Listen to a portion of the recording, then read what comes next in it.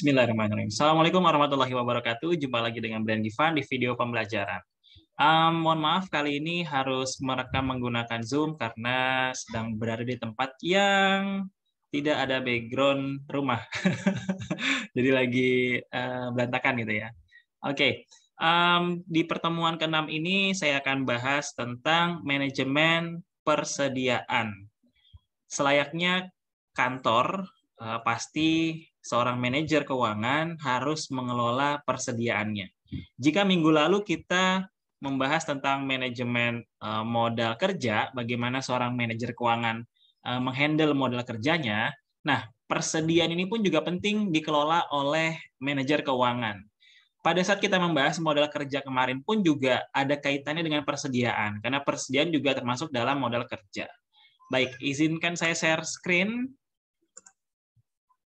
terkait tema kita atau pembahasan kita pada hari ini. Nah, ini dia. Pertemuan 6 tentang manajemen persediaan. Kita mulai dengan definisi dari persediaan tersendiri.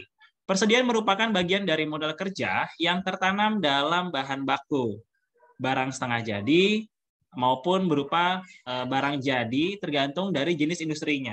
Jadi tadi saya bilang bahwa persediaan ini merupakan bagian dari modal kerja. Jika kita minggu lalu membahas tentang modal kerja, ya ini dia satu poinnya dari modal kerja tersebut, yaitu persediaan. Ada yang namanya bahan baku, ada barang setengah jadi, atau berupa barang jadi. Persediaan itu ada 3 ya, jadi tergantung jenis industrinya apa, industri dagang atau industri jasa atau apa segala macam lah. Nah, persediaan juga merupakan elemen modal kerja yang selalu dalam keadaan berputar, di mana secara terus-menerus mengalami perubahan. Kalau misalkan persediaan stuck berarti perusahaan nggak jalan. Intinya perusahaan itu harus, maaf ya, ada burung. Perusahaan yang bagus berarti persediaannya berputar. Kalau misalkan persediaannya itu tidak berputar atau stuck, ya berarti perusahaan itu sudah tidak bekerja lagi, sudah tidak bisa beroperasi lagi, sehingga membuat perusahaan itu ya persediaannya nggak kemana-mana gitu kan ya. Nah kalau misalkan sebuah perusahaan punya persediaan yang berputar dan mengalami perubahan secara terus-menerus, berarti perusahaannya masih berjalan, masih beroperasi. Kenapa sih persediaan itu berputar? Ya karena persediaan pasti akan habis, pasti akan keluar. Nah, di saat akan habis tersebut, pasti ada lagi persediaan yang baru masuk. Atau yang semula persediaan itu dalam bentuk bahan baku, diolah menjadi bahan setengah jadi. Tadinya misalkan bahan bakunya ada 10, diolah menjadi barang setengah jadi 3, sehingga bahan baku tinggal 7. Kan berputar tuh. Nanti dari barang setengah jadi, diolah lagi menjadi barang jadi, kemudian dijual. Setelah dijual dapat uang, beli lagi persediaan yang baru. Itu disebut dengan berputar dan mengalami perubahan. Kalau perubahan lebih kepada penyusutan ya, penyusutan dari persediaan tersebut sehingga dia berubah bentuknya. Nah, lanjut. Biasa kita menyebutnya inventory, elemen utama dari modal kerja. Kenapa? Karena satu, jumlah persediaan ini paling besar dibanding dengan modal kerja yang lainnya. Ya dong, pastilah paling besar nih jumlahnya. Karena ya persediaan ini ya bahan baku kita untuk jualan gitu ya, untuk produksi. Pastilah paling besar. Yang kedua, aktiva yang selalu dalam keadaan berputar, di mana secara terus-menerus mengalami perubahan. Dan yang ketiga, tingkat likuiditasnya paling rendah. Iya dong, paling rendah karena ya harus nunggu kejual dulu. Itu juga kalau ada yang mau. Kalau nggak ada yang mau ya nggak kejual ya, nggak cair akhirnya. Atau bahkan gini, yang namanya persediaan itu kan disebut dengan paling rendah berarti dia contoh tadi bahan baku. Bahan baku itu nggak bisa langsung bisa dicairkan. Jarang orang yang mau beli bahan baku gitu kan, kecuali memang dia punya industri sendiri. Tapi harus diolah menjadi barang setengah jadi, baru diolah menjadi barang jadi, nah baru dijual. Jadi disebutnya paling rendah lah, beda dengan yang lain. Macam-macam persediaan, kalau di perusahaan dagang namanya persediaan barang dagangan. Kalau di industri tadi ada bahan baku, barang dalam proses, ada barang jadi. Jadi ada berbagai macam, dilihat dari industrinya. Tadi di awal ya definisinya ya. Maka perusahaan dagang ya namanya persediaan barang dagangan. Kalau di perusahaan dagang itu nggak ada persediaan bahan baku, atau barang dalam proses, atau barang jadi. Jadi ya kalau perusahaan dagang itu ya apa yang dia jual. Misal dia jual bahan baku, yaitu bahan baku aja. Dia nggak akan mengelola bahan baku menjadi barang dalam proses atau setengah jadi, dan nggak akan juga dirubah menjadi barang jadi. Jadi ya udah, barang dagangannya aja. Kamu punya dagangan apa? Misalkan punya dagangan handphone misalnya ya. Kamu jualan punya toko handphone. Ya toko handphone ya barang persediaannya apa? Ya handphone tadi kan. Ya handphone itu. Nah, kalau industri ya biasanya dia punya bahan baku. Bahan bakunya apa nih? Misalnya bahan bakunya dari tepung. Ada tepung, lalu ada apa lagi? Ujung-ujungnya dia membuat sebuah barang jadi. Bisa makanan ya, atau bisa yang lainnya lah, dalam kemasan segala macam. Atau emang dia alat. Contoh misalkan motor industri, bahan bakunya apa persediaannya? Ya ada bannya gitu kan ya, ada baut-baut. Itu burung berisik sekali. Lalu ada apa dibilangnya, ada rantainya, rantai untuk ya segala macam lah, ada besinya, platnya segala macam. Yang akhirnya diolah menjadi barang dalam proses dan menjadilah barang jadi. Jadi bedakan antara perusahaan dagang dan perusahaan industri. Kita lanjut ke faktor penentu besarnya persediaan. Ada beberapa faktor yang menentu besarnya persediaan, khususnya ini persediaan bahan baku ya. Yang pertama lead time. Kalau lead time berarti lama masa tunggu bahan yang dipesan datang. Jadi kita nungguin itu barang datang itu seberapa lama, namanya lead time. Jadi ada waktu tunggu gitu ya. Waktu tunggu untuk bahan yang kita pesan datang. Nah, selama waktu tunggu itu kita ngapain? Nah, nanti akan dibahas di EOQ.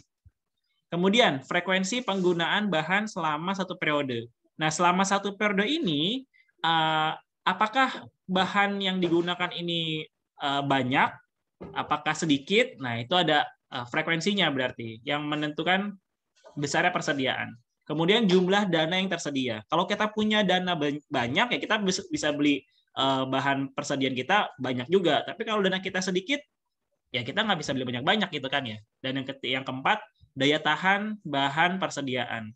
Daya tahan pun bisa menjadi besarnya persediaan. Kalau misalkan barang itu, bahan baku itu nggak tahan lama, ya berarti kan harus cepat-cepat keluar, harus cepat-cepat diolah menjadi barang setengah jadi.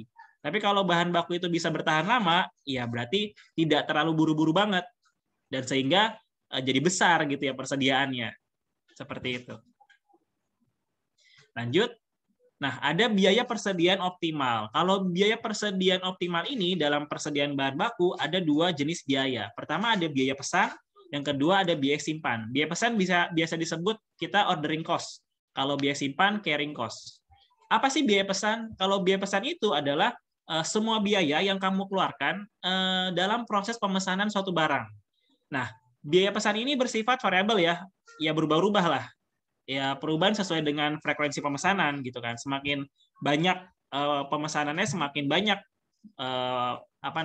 biaya yang dikeluarkan. Kalau dibilang apa saja, contoh gini deh kalau biaya pesan, kita simpelkan dengan order di Tokopedia misalkan, atau di Shopee misalkan. Kamu kalau misalkan di order Tokopedia, pesan barang gitu kan, pasti kan ada biaya kirim gitu ya. Biaya kirim walaupun sekarang lagi musim gratis ongkir. Ada juga biaya asuransi. Pernah nggak sih beli ada biaya asuransi? Ya, kayak gitu-gitu ya. Itu contohnya. Nah, kalau di perusahaan industri misalkan, biaya pesan itu meliputi satu, ada biaya selama proses pesanan, lalu ada biaya pengiriman, permintaan, dia mau menggunakan apa, mau menggunakan Gojek, menggunakan Grab, atau menggunakan kapal, atau menggunakan macam-macam lah. Ada biaya penerimaan, jadi saat diterima itu ada biayanya. Pengecekan bahan juga ada biayanya. Ngecek bahan nggak cuma asal ngecek, tapi ada biayanya. Dan ada penimbangan. Diukur nih, ada nih penimbangan berapa biaya penimbangannya. Lalu yang poin keempat ada biaya penempatan bahan biaya penempatan bahan ke dalam gudang. Kan itu barang-barang harus diangkut ya bahan bakunya. Nah itu kan ada jasa angkutnya. Masa nggak dibayar? Harus dibayar. Dan kelima, ada biaya proses pembayaran. Saat proses bayar pun ada biayanya, biaya administrasi. Ya kan? Kayak kita transfer antar bank aja. Ada charge-nya. Lalu ada biaya simpan atau carrying cost. Kalau biaya simpan yaitu biaya yang dikeluarkan oleh perusahaan dalam rangka menyimpan suatu barang yang dibeli. Jadi kalau kamu punya gudangnya ukuran berapa, nah itulah yang menjadi biaya simpan. Ya kan harus ada listrik di sana, harus ada tenaga angkut-angkutnya, ada banyak lah seperti itu. Biaya simpan merupakan biaya yang dikeluarkan oleh perusahaan untuk menyimpan persediaan selama periode tertentu agar bahan baku yang disimpan kualitasnya sesuai dengan yang diinginkan. Jangan sampai kedinginan, jangan sampai kepanasan, jangan sampai lembab, jangan sampai ada tikusnya di gudang tersebut. Dan sifatnya sama ya, variabel berubah-ubah tergantung dari jumlah bahan baku yang disimpan, sedikit atau banyak. Kalau kita lihat biaya simpan ini ada beberapa hal. Pertama ada biaya sewa gudang. Ya sewanya berapa per petak, per tempat, per meter, berapa sewanya. Kemudian ada biaya pemeliharaan bahan di gudang. Tadi saya bilang jangan sampai ada tikusnya, jangan sampai ada rayap, jangan sampai segala macam. Kan harus dipelihara ya. Kemudian ada biaya modal. Ini bunga yang diperlukan untuk investasi barang yang akan disimpan. Ada biaya modal namanya. Kemudian ada biaya asuransi. Kalau barangnya cacat, rusak, pecah gitu ya, bisa di cover. Lalu ada biaya keusangan barang atau kita sebut dengan kadaluarsa, expired, dan biaya penurunan kualitas, obsolescence, obsolescence, itu ya. Oke.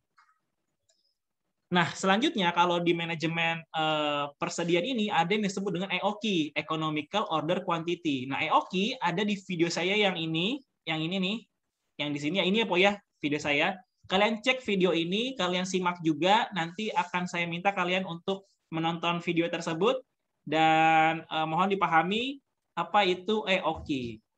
Cukup sekian video hari ini. Semoga bermanfaat. Mohon maaf kalau terlalu cepat. Kalian bisa diulang-ulang lagi aja ya pembahasannya atau diputar ulang lagi aja supaya bisa paham dengan apa yang saya sampaikan. Jangan lupa subscribe juga, like, comment, share video ini agar bisa bermanfaat bagi yang lainnya. Terima kasih. Wassalamualaikum warahmatullahi wabarakatuh.